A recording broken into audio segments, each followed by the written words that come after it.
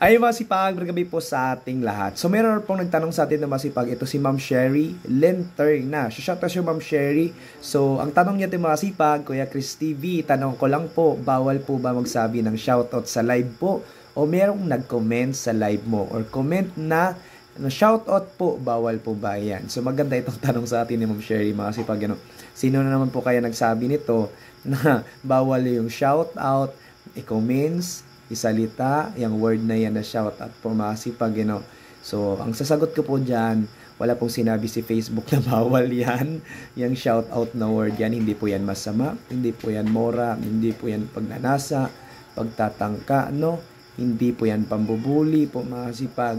Yan po ay pagbati po, yung shout out, So, hindi po yan bawal po at hindi po yan masama po masipag yung word na yan. Hindi po kayo magkakaroon ng violation dyan, Dahil ito po ay hindi bawal yung shoutout na yan.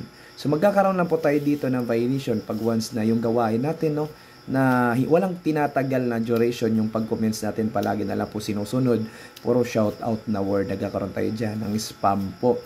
Yan po yung tatandaan nyo, kahit anong pinopost nyo po masipag, na same pa rin yung mga word na pinopost nyo, at palagi na lang ganito po masipag, nagkakaroon tayo dyan ng violation na spam po makasipag yung mga word na iyan po. Pero yung shoutout na word na bawal, hindi po yan bawal masipag.